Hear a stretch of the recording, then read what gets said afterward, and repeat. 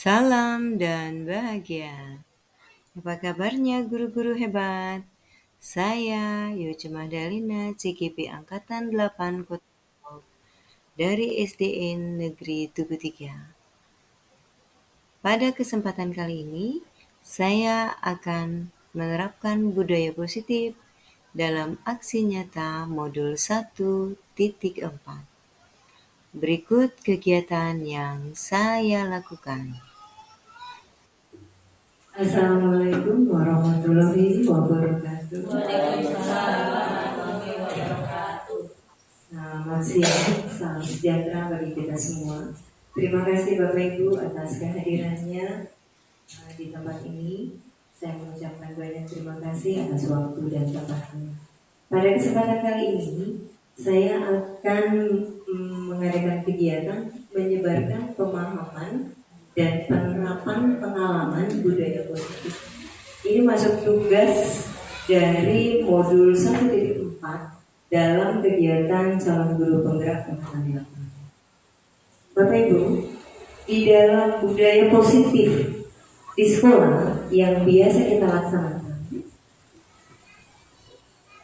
saya lupa bawa PowerPoint. Kegiatan konsep inti di budaya positif yang pertama adalah perubahan paradigma belajar. Kita masuk ke dalam kurikulum merdeka. Berarti ada perubahan paradigma belajar di sini. Ya. Mungkin bukan berbeda sama sekali, tapi menggenapi kurikulum merdeka. Seperti itu.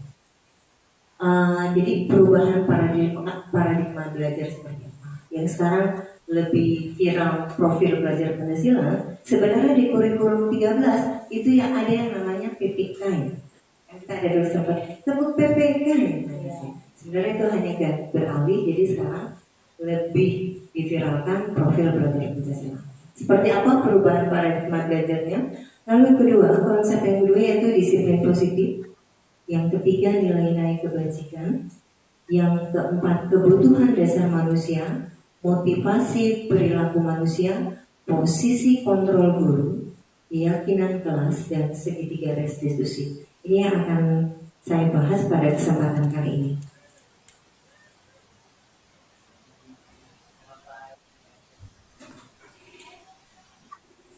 Yang pertama Bapak Ibu, pembelajaran dengan paradigma baru. Apa sih pembelajaran paradigma baru? Ya, pembelajaran yang merupakan dirancang berdasarkan prinsip berdiferensiasi. Berdiferensiasi itu perbedaan individu. Ya, sehingga para peserta didik sesuai kebutuhannya berdasarkan tahap perkembangan sesuai teori psikologi modern untuk mewujudkan profil Pancasila. Jadi tidak bisa di dalam pembelajaran yang sekarang kita samakan semua anak. Kita tuntut anak dengan kemampuan yang kita inginkan. Jadi itu maksudnya pembelajaran paradigma. Biarlah mereka bertumbuh sesuai kebutuhan mereka masing-masing. Lalu profil pelajar Pancasila yang seperti apa yang harus kita wujudkan? Yang pertama, profil pelajar Pancasila yang beriman, berakhlak. Saya kurang jelas bahasanya. Beriman, bertakwa kepada Tuhan Yang Maha Esa dan berakhlak mulia. Itu yang pertama. Yang kedua, mandiri. Yang ketiga, bernalar kritis. Yang keempat, kreatif. Yang kelima, bergotong royong. Yang keenam, berkebinekaan global. Inilah yang akan kita capai peserta didik kita. Profil Pancasila yang seperti apa? Ini maksudnya 6 karakter di dalam profil pelajar Pancasila.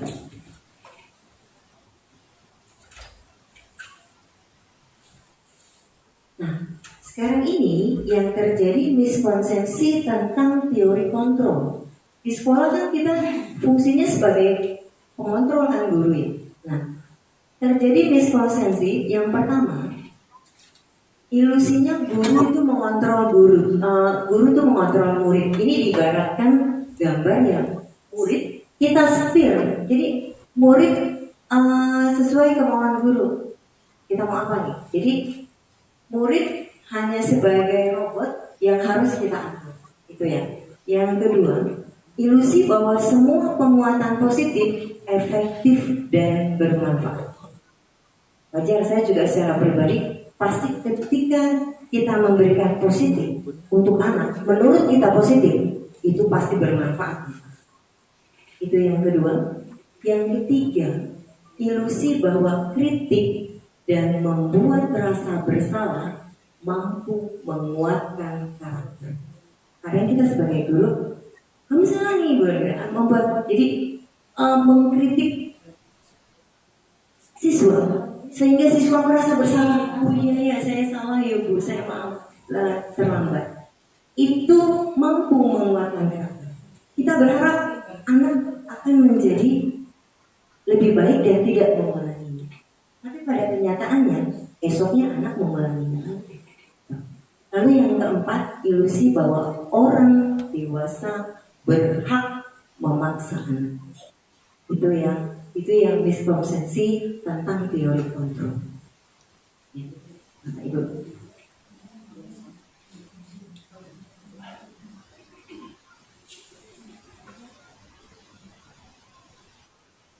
Saya kecepatan Bapak Ibu. Enggak ya, cukup ya. Nah, mengubah paradigma stimulus respon ke pendekatan teori kontrol. Biasanya di respon stimulus respon realitanya kebutuhan kita sama. Jadi kita menganggap semua itu kebutuhannya sama. Tetapi di teori kontrol kebutuhan kita itu berbeda. Jadi kadang kita ke peserta didik kebutuhan mereka kita anggap sama, tapi dalam kenyataannya mereka berkebutuhan yang berbeda. Walaupun mereka di kelas yang sama, kelas 6 nih, kita menganggapnya mereka kebutuhannya sama. Lalu yang kedua, semua orang melihat hal yang sama. Nah, di teori kontrol, setiap orang memiliki gambaran yang berbeda. Lalu yang ketiga, kita mencoba mengubah orang agar pandangannya sama dengan kita. Jadi kadang pasti ada tindakan memaksa itu supaya anak sama dengan apa yang kita kehendaki kan.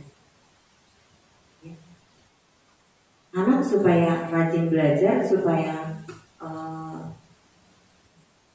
pokoknya sesuatu yang ibu inginkan ya dengan anak, kita menganggap mengubah orang itu supaya sama dengan kita.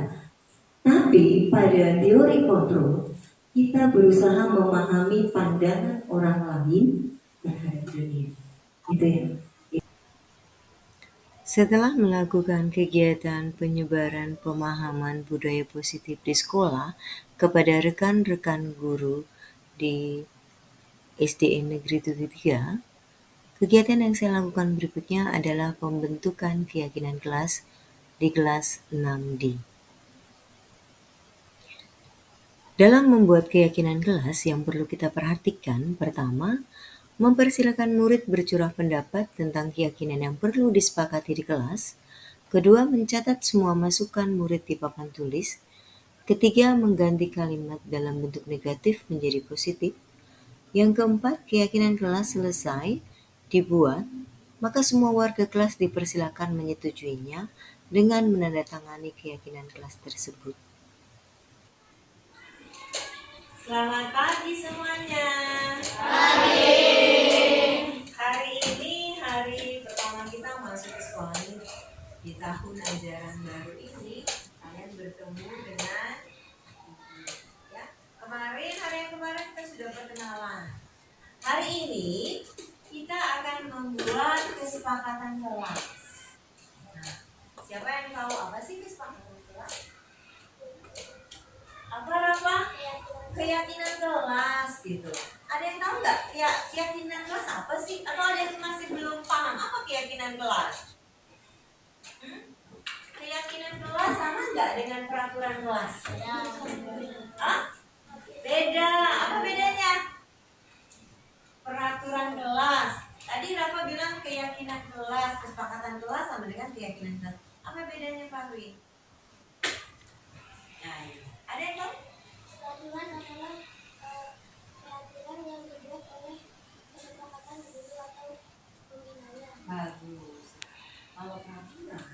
biasanya kan yang buat orang lain, kita yang melaksanakan. Misalnya ibu yang buat peraturan kelas nih, kalian cuma. Tapi kalau keyakinan kelas, kita sama-sama yang membuat, kita juga yang bersama-sama melaksanakan.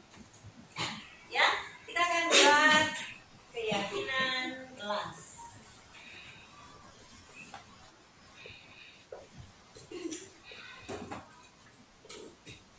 Aduh, kayaknya tegang banget deh dengan ibu. Sebelumnya kita ice breaking dulu nih. Rafa, kita pimpin Rafa. Ice breaking kelas kita. Siap berdiri.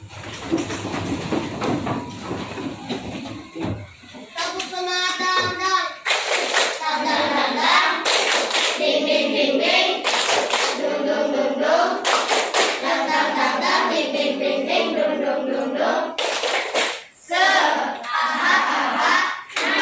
Aha aha. Na. Aha aha. Semangat. Sekali lagi kayaknya Rafa belum semangat. Tepuk semangat dang. Dang dang dang dang. Ding ding ding ding. Dung dung dung dung. Dang dang dang dang. Ding ding ding ding. Dung dung dung dung. Se. Aha aha. Na. Aha aha. Na. Aha aha. Semangat. Ya, terima kasih Rafa. Boleh duduk kembali. Sudah semangat nih. Dari dulu ya sudah ceria-ceria. Sekarang kita mau bikin keyakinan kelas. Sekarang ibu minta tiap kelompok membuat peraturan atau keyakinan kelas. Menurut saya kelas 6D ini seperti apa ya saya maunya? Baiklah, sudah selesai semua menuliskannya? Sudah. Baik, sekarang kelompok 1 boleh menempelkannya di depan papan tulis. Yuk. Satu. Setelah kelompok 1 boleh dilanjut kelompok 2. Boleh disebut.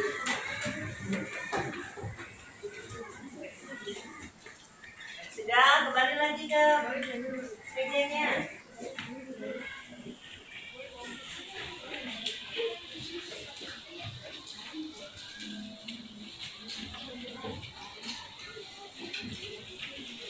Kelompok 2.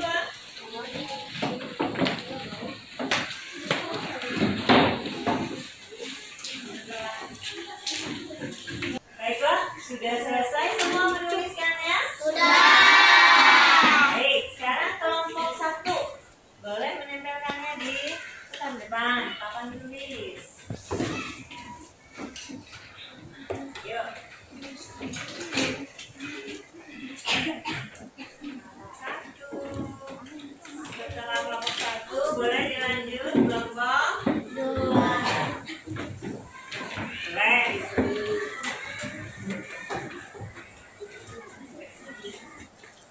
Sudah, kembali lagi ke meja-nya.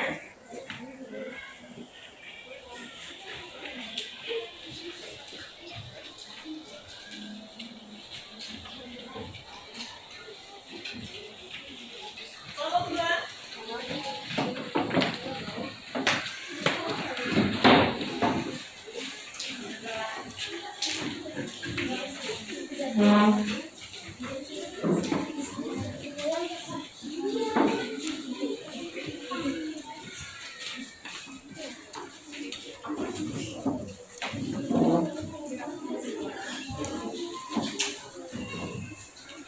Kelompok 3.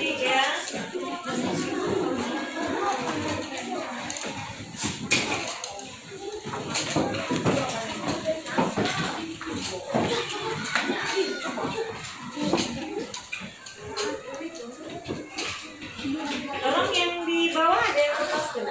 Ya, diambil. Agak di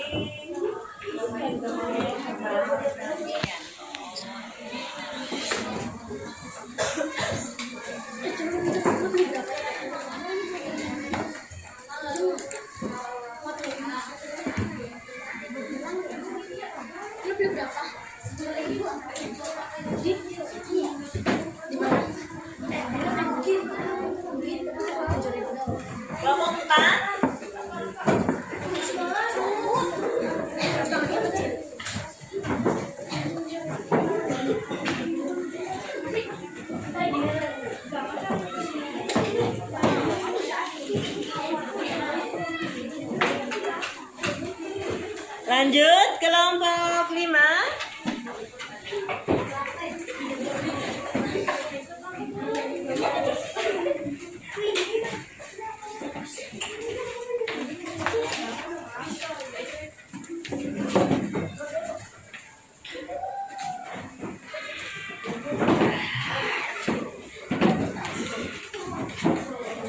Terakhir kelompok 6.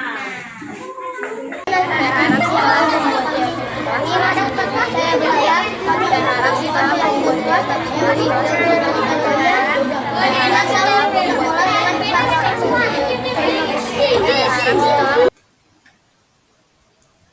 Demikianlah pembuatan keyakinan kelas. Inilah hasil keyakinan kelas pada kelas 6D tahun ajaran 2023 sampai 2024. Setelah kegiatan penyebaran pemahaman budaya positif di sekolah dan pembuatan keyakinan kelas, saya melakukan refleksi di mana pelaksanaan diseminasi penyebaran pemahaman kepada rekan guru dilakukan pada tanggal 21 Juli 2023 bertempat di SD Negeri Tugu 3 Kota Depok. Terdapat 22 orang guru yang menyaksikan kegiatan ini.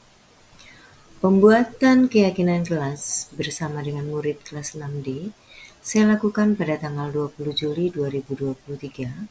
Murid-murid sangat antusias dalam membuat keyakinan kelasnya. Perasaan saya setelah melakukan aksi nyata ini, saya menjadi sangat bersemangat dalam melakukan perubahan ke arah yang lebih baik, terutama menerapkan konsep-konsep inti dalam budaya positif sekolah di SDN Negeri Tugu 3. Rencana perbaikan untuk implementasi ke depan, pertama, setelah melakukan evaluasi, saya akan melakukan evaluasi secara berkala, terus meningkatkan koordinasi dengan semua pihak di lingkungan sekolah, terus meminimalisir kekurangan yang ada, terus meningkatkan ilmu pengetahuan yang berkaitan dengan budaya positif, dan selalu menganalisis kebermanfaatan hasil diseminasi tersebut terhadap murid dan lingkungan belajar. Demikianlah penerapan budaya positif di sekolah di SD Negeri Tugu 3. Saya ucapkan terima kasih, sampai bertemu kembali. Salam guru hebat, tergerak, bergerak, dan menggerakkan.